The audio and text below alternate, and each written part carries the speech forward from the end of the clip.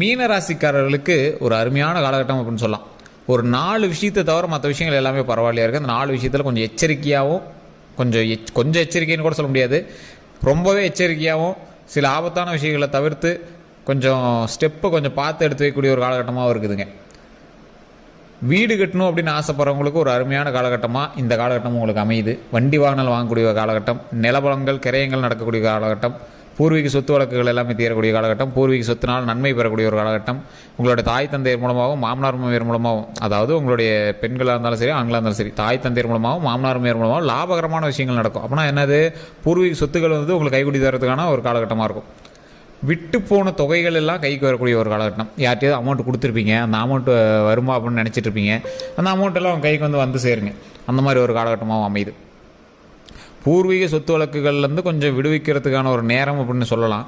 அது ஒரு சிலருக்கு பாசிட்டிவாகவும் ஒரு சிலருக்கு அப்படியே உல்ட்டாவாகவும் இருக்குது இந்த மீனராசிகள். அது ஏன் சார் ஒரு சிலருக்கு நல்லதாகவும் ஒரு சிலருக்கு இப்படி அமையுது அப்படின்னா, தசாபுத்தியினுடைய வேறுபாடுகள் படி உங்களுடைய கட்டங்களினுடைய அசைவுகளின் படி அது நடக்குதுங்க. ஏன்னா மீனராசியில் இருக்கிற எல்லாருக்கும் ஒரே மாதிரி நடக்கிறதில்ல. காரணம் என்ன, தசாபுத்தி வேறு, நட்சத்திரம் வேறு, லக்கினம் வேறு. ஸோ அதுக்கு தகுந்தாற் போல தான் உங்களுடைய அசைவுகளும் நகர்வுகளும் நடக்குதுங்க. ஸோ அதை வந்து தெரிஞ்சுக்கணும் அப்படின்னா கீழே டிஸ்கிரிப்ஷன் நம்பர் கொடுத்து நீங்கள் ஃபோன் பண்ணி பேசி தெரிஞ்சிக்கலாம். அப்படி இல்லை சார் நான் லோக்கலே பார்த்துனா லோக்கலில் பார்த்துக்கலாம். லோக்கலில் பார்த்து சாட்டிஸ்ஃபை ஆகாதவங்க அந்த ஜாதகத்தை வந்து நீங்கள் கீழே நம்பருக்கு ஃபோன் பண்ணி பேசி தெரிஞ்சு நீங்கள் வந்து பார்த்துக்கலாங்க. இந்த ராசிக்காரங்களுக்கு எதை தொட்டாலும் சின்ன சின்ன அசைவுகளும் சின்ன சின்ன ஜர்க்கும் ஆகும். காரணம் என்ன, இந்த ராசிக்காரர்கள் எப்போ எதை பண்ணாலும் கொஞ்சம் கவனத்தோடையும் கொஞ்சம் நிதானத்தோடையும் பண்ணும் அப்படிங்கிற ஒரு காலகட்டம். ஆனால் இங்கே நிதானத்தோடு பண்ணுறதில்ல. ஏன், ஒரு படபடப்பு, ஒரு பரபரப்பு, ஒன்று புதுசாக பண்ணுறோம் அப்படிங்கிற ஒரு எக்ஸைட்மெண்ட்டில் நீங்கள் வந்து பண்ணிடுவீங்க. அதே மாதிரி வார்த்தைகளை ஒருத்தர்கிட்ட பேசும்போது பார்த்து விடணும். அது சில நேரங்களில் சண்டையில் உங்களுக்கு முடியறதுக்கான வாய்ப்புகள் அதிகம். சொந்த பந்தங்களுக்குள்ளே வார்த்தைகள் விடும்போது சண்டைகள் வரதுக்கான வாய்ப்புகள் அதிகம். அதை கொஞ்சம் பார்த்துக்கணும். கணவன் மனைவிக்கிடையே தேவையில்லாத சண்டைகள் இருக்கிறதுக்கான வாய்ப்புகள் அதிகம். அதனால் அந்த வார்த்தைகளை கொஞ்சம் கவனமாக செலுத்தணும். பார்த்து உச்சரிப்புகளையோ இல்லை நாவடக்கம் உங்களுக்கு ரொம்ப தேவைங்க. அதை நீங்கள் நல்லா வச்சுக்கோங்க. கணவன் மனைவிக்காக இருந்தாலும் சரி, வெளியே இருக்கிற இடத்துலையா இருந்தாலும் சரி. கோவத்தை கொஞ்சம் கண்ட்ரோல் பண்ண வேண்டிய நேரம். உங்களை அவ்வளோ சீக்கிரம் சொல்லி புரிய வைக்க முடியாது, சட்டுன்னு கோவப்பட்டுருவீங்க. அவ்வளோ சீக்கிரம் கோவமும் பட மாட்டீங்க. கோவப்பட்டுட்டால் சட்டுன்னு ரொம்ப இன்க்ரீஸ் ஆகிடும். ஸோ அந்த மாதிரி ஒரு ஆள் இந்த மீனராசிக்காரங்க. நல்ல மனசு, அதனால தான் சட்டுன்னு கோவம் வந்துடுது. அதாவது நல்ல குணம் இருக்கிறவங்களுக்கு திடீர்னு கோவம் வந்துடும். அந்த மாதிரி ஆட்கள். ஸோ கொஞ்சம் பொறுமையாக எந்த விஷயம் பண்ணாலும் கொஞ்சம் பொறுமையாக பண்ணுங்கள். அந்த பொறுமையினால் மிகப்பெரிய நன்மை நடக்கக்கூடிய ஒரு காலகட்டம். ஸோ எந்த விஷயம் பண்ணாலும் கொஞ்சம் பொறுமையாக ஹேண்டில் பண்ணுங்கள். தொழில் ரீதியான விஷயங்களில் கவனம் செலுத்துங்க. தொழில் ரீதியான விஷயங்களில் உங்களை வந்து ஒரு அளவுக்கு ஷேக் பண்ணக்கூடிய ஆட்கள் நிறையாவே இருப்பாங்க. உங்களுடைய எதிரிகள் கொஞ்சம் அதிகமாக இருப்பாங்க. அந்த எதிரிகள்கிட்ட கொஞ்சம் பார்த்துருக்கிறதுக்கான காலகட்டம். கொஞ்சம் பொறுமையாகவே ஹேண்டில் பண்ணுங்கள். அந்த விஷயத்தில் மட்டும் கொஞ்சம் ரொம்ப ஜாக்கிரதை தேவை. தொழில் ரீதியான விஷயங்களில் உங்களுடைய கூட வேலை செய்கிறவங்களா இருக்கட்டும் சரி, உங்கள் கீழே வேலை செய்கிறவங்களா இருக்கட்டும் சரி, இல்லை சக தொழிலாளர்களாக இருக்கட்டும் சரி, இல்லை உங்களை போலவே வேலை செஞ்சுட்டு இருக்கிற வெளியூர் ஆள், அவர்கிட்ட அப்பப்போ லிங்கில் தான் இருக்கீங்க அப்படின்னா அதெல்லாம் கொஞ்சம் பார்த்து சரிவர பார்த்துட்டு இருக்க வேண்டிய காலகட்டம்.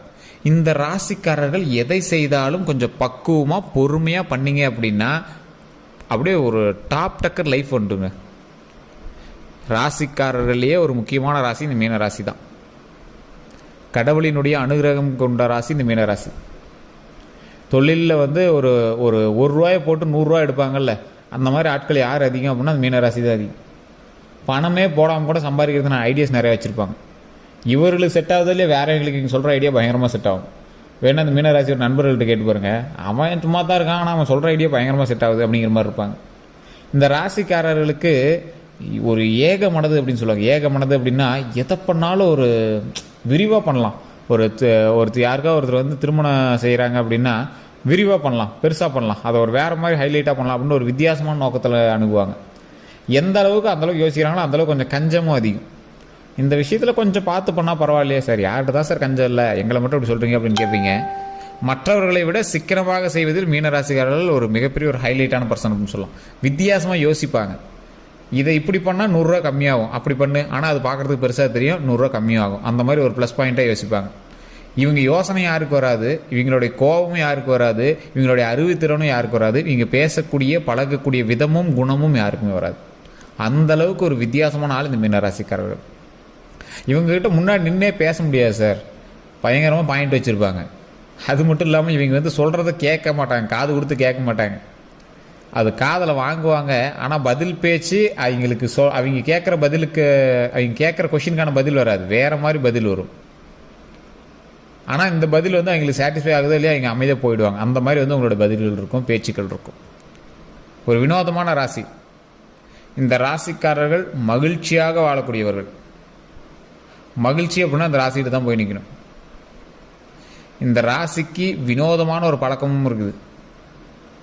இந்த ராசிக்காரர்கள், இந்த மீனராசிக்காரர்கள் எப்போவுமே என்ன பண்ணுவாங்க அப்படின்னா, இவங்களுக்கு ஒரு கேரக்டரிஸ்டிக்ஸ் ஒன்று இருக்கும், ஒரு பழக்கவழக்கம். ஒன்றே தலையை சொறிகிறதோ இல்லை ஏதோ ஒரு விஷயம் வந்து உங்களுக்கு தனியாக மேனரிசம் மாதிரி இருக்கும். இவர் இந்த கலர் சட்டை மட்டும் தான் சார் போடுவார், இவர் எப்பயுமே இந்த மாதிரி முடிக்கிட்ட இப்படி பண்ணுவார் சார், இப்படி பண்ணுவார் சார் அப்படிங்கிற மாதிரி ஏதோ ஒரு மேனரிசம் உங்களை வச்சு குறிப்பாங்க. அதே மாதிரி இந்த மீனராசிக்காரர்களுக்கு தோல் சம்மந்தப்பட்ட வியாதிகள் கொஞ்சம் கொஞ்சம் இருக்கத்தான் செய்யும். அது கொஞ்சம் பொறுமையாக தான் சரியாகும். மருவோ, தேம்பலோ, அலர்ஜியோ, ஸ்கின் சம்மந்தப்பட்ட விஷயங்களும் கொஞ்சம் இருக்கத்தான் செய்யும். தற்போதைய நிலைமையில் இந்த மீனராசி உடல் ரீதியான விஷயத்தில் கொஞ்சம் கவனமாக இருக்கணும். சார் தலையிலேருந்து கால் வரைக்கும் உங்களுக்கு ஒரு மாதிரி இருக்கும். என்ன சார் உடம்பு ஃபுல்லாக சொல்கிறீங்க? ஆமாம் சார், இந்த மீனராசியை பொறுத்த வரைக்கும் என்ன பிரச்சனையே உங்களுக்கு தெரியாது, ஆனால் ஒரு மாதிரி இருக்கும்பீங்க. டாக்டர்கிட்ட போய் செக் பண்ணால் அதெல்லாம் ஒரு ப்ராப்ளம் இல்லை, நீங்கள் போங்கன்னு விடுவாங்க. கால் வலிக்குது அப்படிம்பீங்க, திடீர்னு தலை வலிக்குது, இல்லைனா கழுத்து வலிக்குதும்பீங்களா, முது வலிக்குதும்பீங்க. ஸோ இந்த மாதிரி ஏதோ ஒரு விஷயங்களை சொல்லுவீங்க, ஆனால் அது எல்லாமே சரியாயிடும், பெரிய இஷ்யூஸ்லாம் இல்லை. ஆனால் அது போய் டாக்டர்கிட்ட எதுனே தெரியல, இதெல்லாம் நார்மலாக தான் சார் இருக்குது, உங்களுக்கு ஸ்கேனே பண்ணி சார் நார்மலாக தான், இது ஒரு ப்ராப்ளம்லாம் கிளம்புங்க சார் அப்படின்னு போய் வீட்டில் போய் வேலையை பாருங்கள் சார், ரெகுலர் ஒர்க்கை பாருங்கன்னு விடுவாங்க. ஆனால் வலி உங்களுக்கு மட்டும் தான் தெரியும். அந்த மாதிரி விஷயங்களை நீங்கள் வந்து கொஞ்சம் கவனமாக இருக்கும். கால் சம்மந்தப்பட்டது, எலும்பு சம்மந்தப்பட்ட விஷயங்கள் உங்களுக்கு கொஞ்சம் ஜாக்கிரதையாக இருக்க வேண்டிய நேரம் தான். அதே போல் தூக்கமின்மையிலேருந்து கொஞ்சம் தப்பிச்சு வந்துருங்க. தூக்கமின்மை இருந்துச்சு அப்படின்னா சரி பண்ணிக்கோங்க. நல்லா தூங்கி எழுந்திருக்கணும், உடல் ஆரோக்கியமாக வச்சுக்கணும். செல்ஃபோன்ஸ்லாம் இருந்துச்சுன்னா தூக்கி தூர போட்டுட்டு நல்ல ஒரு மகிழ்ச்சியான ஒரு காலகட்டத்துக்காக நல்ல ஒரு யோகா பண்ணுங்கள். மைண்டு ஃப்ரீயாக வச்சுக்கோங்க. தேவையில்லாத டென்ஷனை மைண்டுக்குள்ளே கொண்டு வராதிங்க. மைண்டு ஃப்ரீயாக யோகாசனம் பண்ணுங்கள். தொழிலில் ஏதாவது பிரச்சனைகள் அப்படின்னாலும் அதை வீட்டுக்கும் தொழிலுக்கும் சம்மந்தப்படுத்தாதீங்க. அதை குடும்பத்தோடு வந்து லிங்க் பண்ணாதீங்க. குடும்பத்துக்கிட்ட பண விஷயங்களை பற்றி பேசாதீங்க. குடும்பத்துக்கிட்ட கொஞ்சம் வார்த்தைகளை பார்த்து விடுங்க. நட்போட்டாரங்கள்ட்ட கொஞ்சம் வார்த்தைகளை பார்த்து விடுங்க. சில வார்த்தைகளால் உங்களுக்கு பிரச்சனை வரதுக்கான வாய்ப்புகள் கொஞ்சம் அதிகமாகவே இருக்குது. ஸோ அப்போ அந்த வார்த்தைகளில் கொஞ்சம் கவனமாக இருந்துக்கோங்க. கொஞ்சம் பெரிய ஆளுங்க, அரசியல்வாதிகளோ இல்லை ஏதோ ஒரு பெரிய ஆளுங்கிட்ட தேவையில்லாத வம்போலக்கள் உங்களுக்கு வரதுக்கான வாய்ப்புகள் அதிகம். ஆள் கொஞ்சம் பெரிய ஆளாக இருப்பான். நீங்கள் போய் தேவையில்லாத ஏதோ ஒரு வேறு ஒரு ஒர்க்குக்கு போவீங்க. அதனால் தேவையில்லாத ஒரு வார்த்தையை விட்டு நீங்கள் வந்து மாற்றுறதுக்கான நேரம். ஸோ அந்த இடத்துல கொஞ்சம் கவனம் தேவை.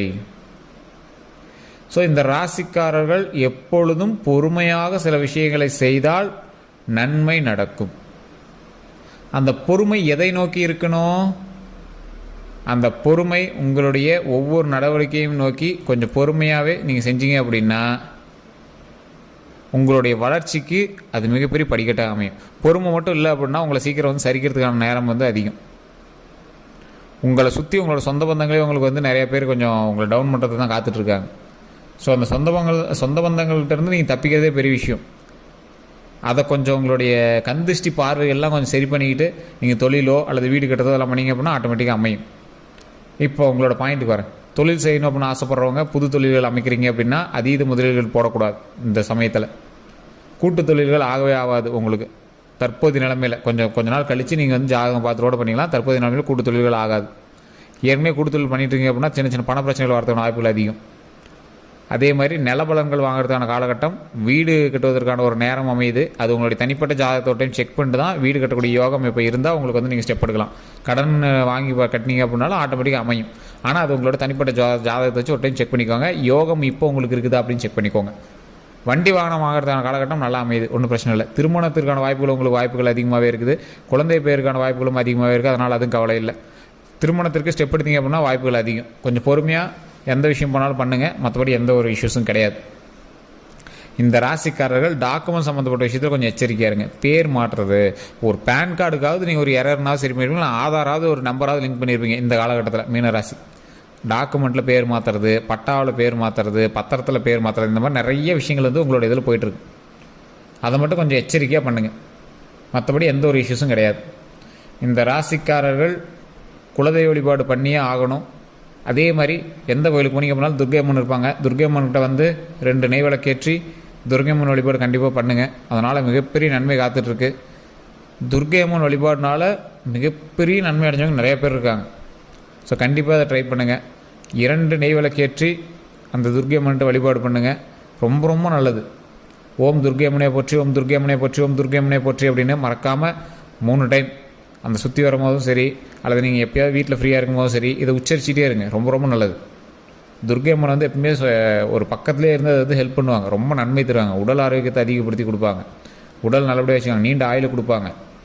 ஸோ துர்க்கை அம்மன் வழிபாடு மிகப்பெரிய ஒரு நல்ல ஒரு ராஜ வழிபாடு அப்படின்னு சொல்லுவாங்க. அரசர்கள் எப்பவுமே கோயிலை சுற்றி வரும்போது வழிபடுறதுக்காகவே பெரிய பெரிய தெய்வங்களோட சிலைகள் எல்லாத்தையுமே சுற்றி வச்சுருப்பாங்க. அது பெரிய தெய்வத்திலே முக்கியமான தெய்வம் துர்க்கையம்மன். ஸோ சுற்றி வரும்போது துர்க்கையம்மன் வழிபாடு பண்ணிட்டு நீங்கள் வந்து மற்ற விஷயங்கள் பண்ணிங்க அப்படின்னா மிகப்பெரிய நன்மை நடக்கும். போருக்கு போகும்போது துர்க்கையம்மன் வழிபாடெலாம் அவ்வளோ நல்லது. உயிரை காப்பாற்றி கொடுக்கக்கூடிய அம்மன் துர்க்கையம்மன். ஸோ அதனால் எப்போவுமே வந்து துர்க்கையம்மன் வழிபாடு பண்ணுங்கள், ரொம்பவே நல்லது. வேறு எந்த ஒரு கருத்துக்கள் இருந்தாலும் மறக்காமல் கீழே டிஸ்கிரிப்ஷனில் ஃபோன் நம்பர் கொடுத்துருக்கேன், அந்த ஃபோன் நம்பருக்கு ஃபோன் பண்ணி பேசி தெரிஞ்சுக்கலாம். அதே மாதிரி நம்மளோட சேனலை சப்ஸ்கிரைப் பண்ணாமல் இருந்தால் சப்ஸ்கிரைப் பண்ணிக்கோங்க, பக்கத்தில் பெல் பட்டன் மறக்காமல் ப்ரெஸ் பண்ணிக்கோங்க. அதே மாதிரி இந்த ராசிக்காரர்கள் நம்மளுடைய சேனல் ஃபேஸ்புக்கில் பார்த்துருக்கீங்க அப்படின்னா கண்டிப்பாக ஃபாலோ பண்ணிக்கோங்க. உங்களோட நண்பர்களுக்கு பகிருங்க. உங்களுடைய நண்பர்களுக்கு யாருக்கு மீன ராசி இருக்குது அப்படின்னு கீழே வந்து மறக்காம கமெண்ட் செக்ஷனில் பார்த்துருங்க. உங்களோட ஃபேமிலியில் யாருக்கு வந்து மீன ராசி இருக்குது அப்படின்னு